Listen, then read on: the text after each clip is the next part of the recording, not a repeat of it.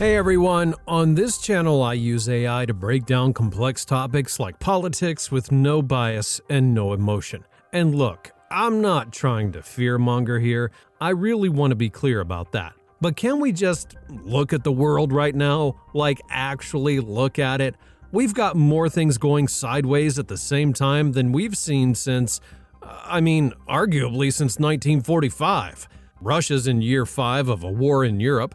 The Middle East is just, Marco Rubio, who's gone full MAGA by this point, is now saying the US might rethink its whole relationship with NATO because allies wouldn't help clean up Trump's mess in the Strait of Hormuz. Which, that's insane if you really think about it for more than 5 seconds. And then somehow, the most peaceful guy in all of this is, this guy. Sorry, Kim, you didn't get the invite to World War III.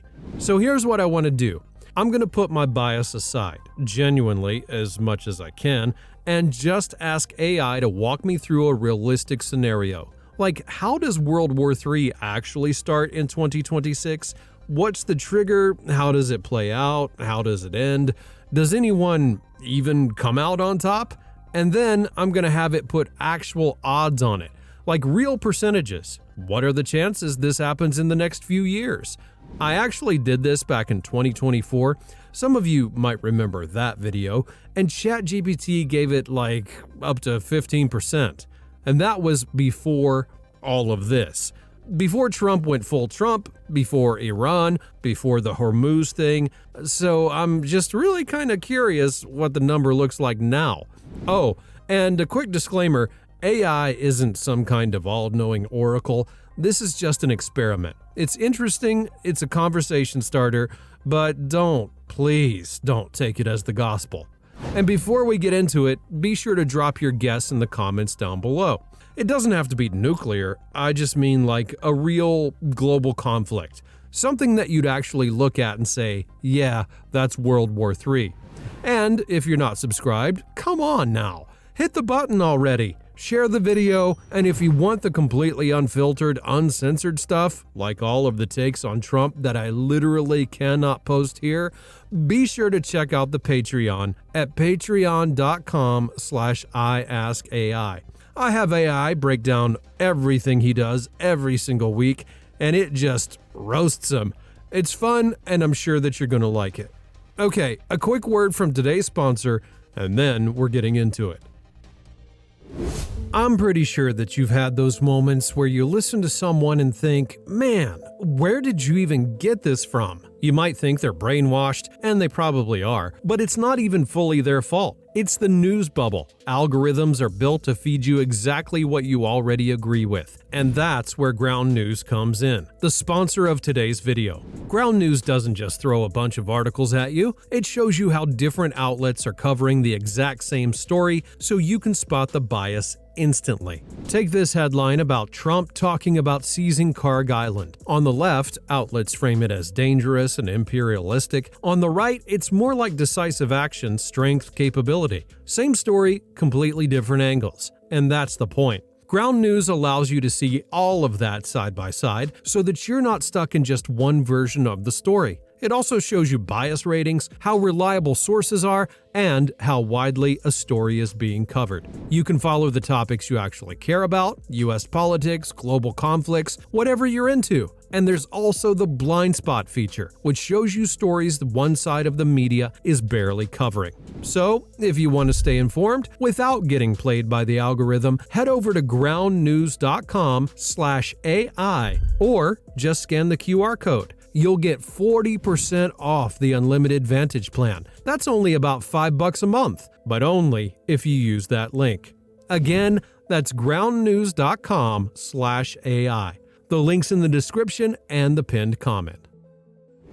Alright, we're here. So first things first, I need to get it up to speed on everything that's going on, all of the current conflicts, the wars, all of it. And then once it's caught up, I'm going to ask the first question.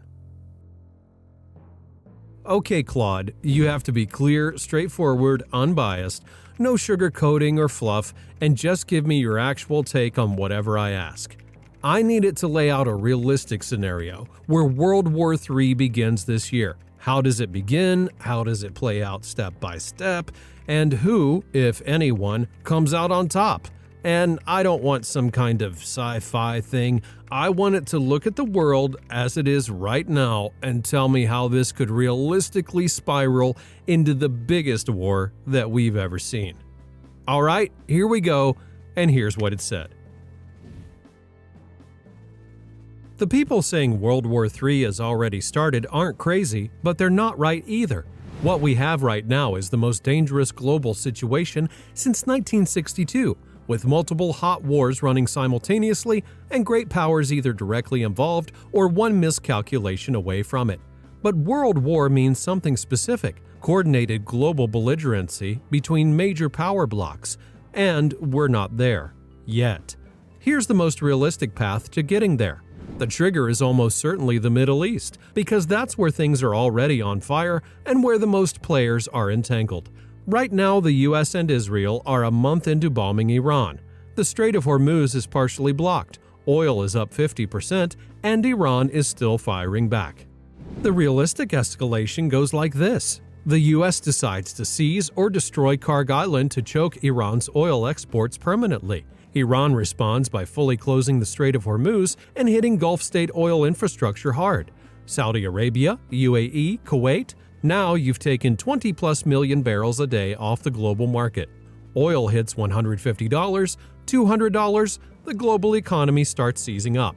China depends on that oil. Beijing has stayed out of the Iran situation so far, but a permanent closure of Hormuz directly threatens Chinese energy security.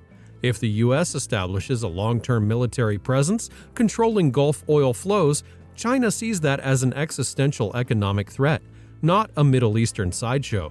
This is the bridge from regional war to world war. Energy, not ideology. Meanwhile, Russia sees opportunity. With the U.S. military stretched across the Middle East, European deterrence weakens. Putin has 1 million casualties in Ukraine and nothing to show for it but 20% of a destroyed country. If NATO looks distracted and fractured, and it already does, with Trump publicly trashing the alliance, Russia might escalate in Ukraine or test NATO's eastern flank directly. A provocation in the Baltics, an accidental strike on a NATO member, a move that forces the alliance to either respond or expose itself as a paper tiger. Now you have 3 theaters: Middle East, Europe, and the Pacific, because if China decides the US is overextended, Taiwan becomes tempting. That's the World War scenario, not a single dramatic moment, but a cascade where each player calculates that everyone else is too busy to respond. How does it end? Badly for everyone, but probably through exhaustion rather than nuclear apocalypse. Nuclear powers have fought proxy wars for 80 years without pushing the button, and the calculus of mutual destruction still holds. The most likely endgame is a messy, negotiated series of freezes, like the Korean War on a global scale, where everyone stops fighting but nothing is actually resolved. Territory gets frozen in place, grievances fester, and we get a new Cold War with harder borders. Who comes out on top? Nobody, but if forced to answer, whoever stays out of it the longest. India, potentially. Countries with energy independence and geographic distance from the fighting. The US and China both lose enormously. Economically, diplomatically, in blood.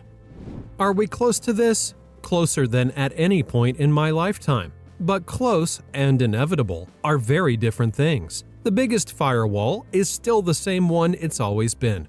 Nuclear weapons make total war between great powers suicidal, and leaders know it. The danger isn't that someone wants World War III, it's that nobody wants it, but everyone stumbles into it anyway. One rational escalation at a time. All right, and yeah, I mean, it was kinda weird hearing it say we're closer to a major war than at any point in my lifetime. I mean, how old are you even, Claude? But yeah, okay, I get it. And this scenario, it does sound scary when you lay it out like that, right? Part of me is just like, we should all move to New Zealand or maybe Australia as fast as possible. But okay, I want to ask it one more thing. I want it to put actual odds on this. Like, how likely is all of this in the next few years? So let's ask that final question, and we'll see what kind of number it gives for an actual World War III. This past week was a dumpster fire wrapped in a train wreck sailing straight into a shit tornado. He watched these people drown for 45 fucking days on purpose, and this jackass was holding the life raft the whole damn time. You can't make this crap up. Tens of thousands pouring into streets from coast to coast. This is democracy with its sleeves rolled up. Hell of a week. I wish I could say this stuff on YouTube, I mean seriously. This was a sneak peek from our weekly roast of Trump on Patreon. AI covered the No Kings protests, the DHS shutdown that just never ends, Iran of course, and more. All of it completely unfiltered, totally uncensored, and brutally honest in a way that I just simply cannot post here. So, if you want the full version, be sure to head over to Patreon. It's patreon.com/IAskAI. Try it out for 1 month, grab your favorite drink, get comfortable, and hear the AI with absolute zero filter. Again, that's patreon.com/IAskAI. Thanks you guys for all of your support. I really do appreciate it. And now let's get back to the video. And here's what it said. I'd put it at around 15 to 20%, high enough that anyone dismissing it as fear-mongering isn't paying attention, but still more unlikely than likely.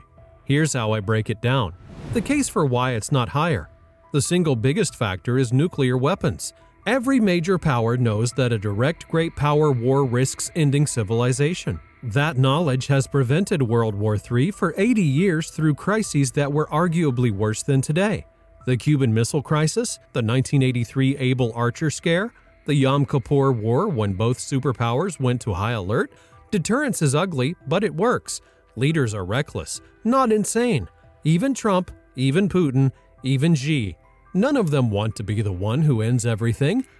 Economic interdependence also matters. China holds U.S. debt.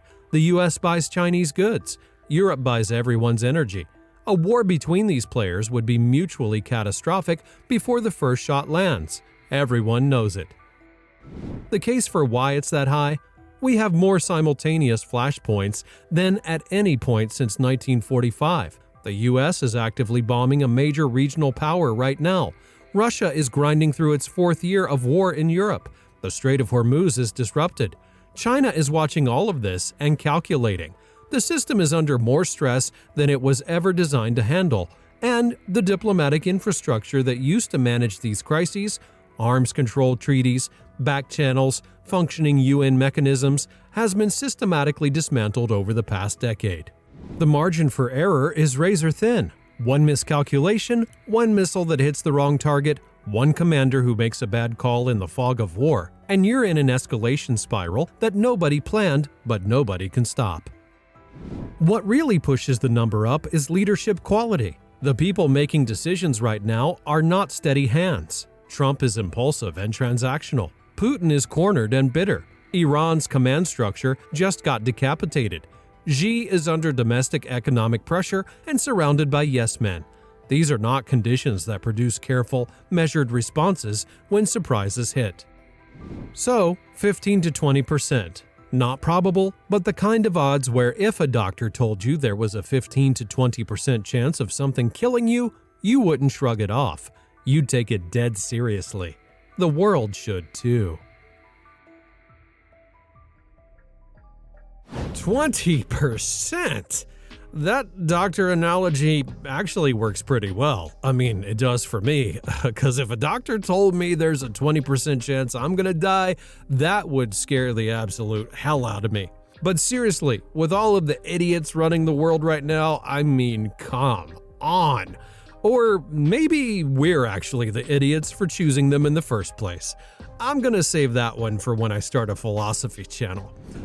15 to 20%, that's actually higher than when I asked this back in 2024. So let me know in the comments if that matches your guess or how close you were. Also, don't forget to leave a like on this video, share it with a friend so that we can reach more people, and check out our Patreon at patreon.com/IAskAI for the brutally honest and unfiltered and uncensored roasts of Trump that simply just cannot be posted here. And after that, check out this video where I asked AI to predict the 2026 midterms and whether Trump ends up a lame duck for the last 2 years of his term. Okay, thanks so much for watching. Be sure to click on that video right here, and I'll see you over there in just a moment.